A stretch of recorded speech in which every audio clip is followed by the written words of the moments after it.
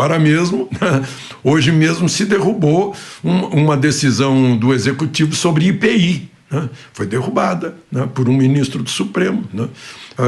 Ao mesmo tempo que o ministro do Supremo manda botar a tornozeleira e cobra a multa de uma pessoa, no caso Daniel Silveira, indultada, e expressamente indultada das multas. O ministro Fux deve estar sentindo aí o que está acontecendo lá dentro do Supremo. Eu imagino que seja esse o endereço da fala dele, porque não tem mais nenhuma origem, a não ser que tem um candidato que fala seguidamente em regulamentar a mídia, mas é só isso, mas não é algo palpável que está sendo feito como se vê em decisões de ministros do Supremo que abalam o que está escrito no artigo 220 da Constituição. O ministro Fux deve estar muito preocupado com isso.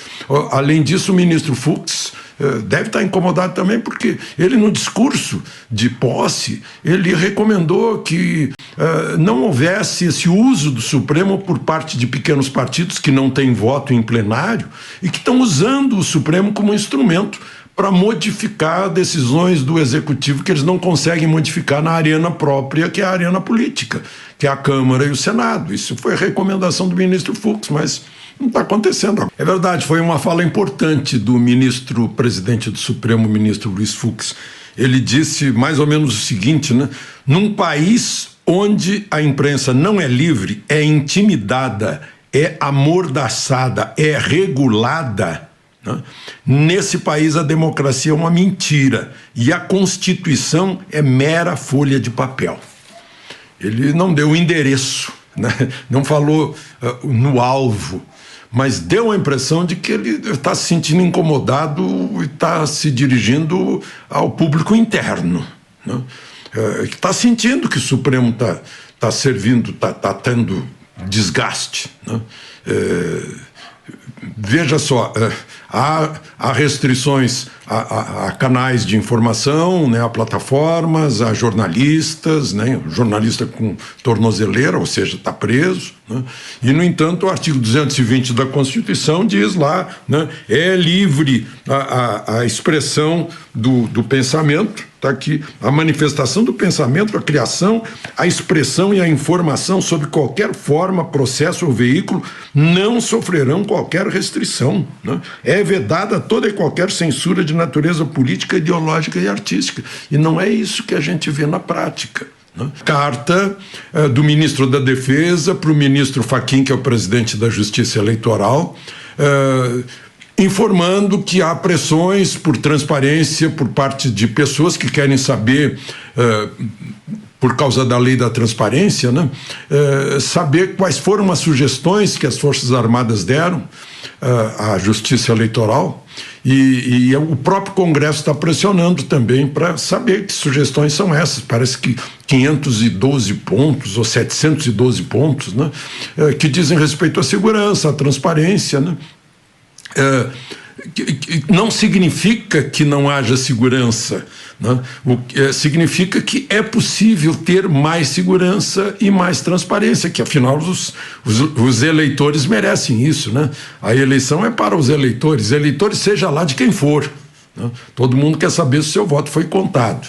Então, o ministro da Defesa sugeriu que se divulgassem essas sugestões simultaneamente, o TSE e os militares. Os militares foram convidados a participar dessa comissão de transparência, e não é apenas para dar um aval passivo, querem dar um aval de contribuição. Então, o que a gente vê é que há dois extremos aí numa corda que vai se esticando. De um lado, o presidente da República, do outro lado, o TSE.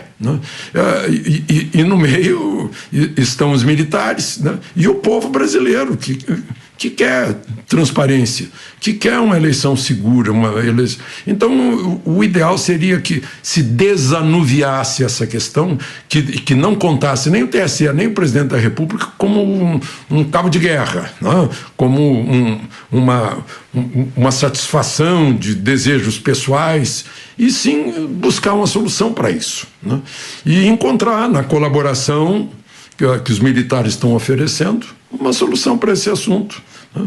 E para dar mais transparência e mais segurança. Essa é uma grande questão que está em jogo, que não pode se deixar simplesmente assim, olha, é ou não é, né? De posições já previamente tomadas e inflexíveis, né?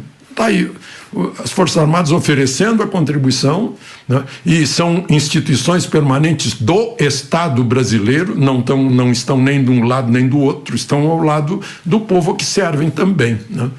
Tá aí eu acho que é uma boa saída, distender e resolver, né? Tirar as dúvidas da eleição, da apuração de outubro próximo. Afinal, faltam aí 5 meses, né? Bom, parece que o que mais chamou a atenção foi o Senado, né? Um dia depois de ter se encontrado com o presidente do Supremo, o presidente do Senado, Rodrigo Pacheco, impugnou o requerimento do senador Eduardo Girão, que tinha todas as assinaturas exigidas, para convidar o ministro Moraes para explicar ao Senado que Constituição ele tem usado nas decisões dele, né? Mas impugnou, não pode, né? Mas, em compensação, o Senado demonstrou força convocando o Burger King e o McDonald's para explicar o cheiro de costela e de picanha, sem costela e sem picanha, em sanduíches.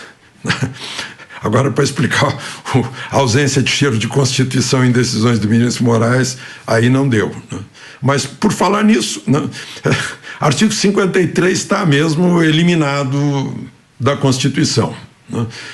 Agora, o Supremo tornou réu o senador Cajuru, né, numa ação que já tinha sido mandada para o arquivo pelo ministro Celso de Mello, sob o argumento de que o artigo 53 diz que deputados e senadores são invioláveis civil e penalmente por quaisquer palavras, opiniões e votos, por recomendação até da Procuradoria-Geral da República. Mas foi ressuscitada a ação, né?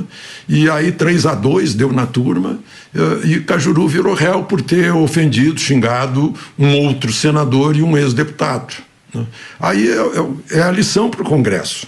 Onde passou um boi, né?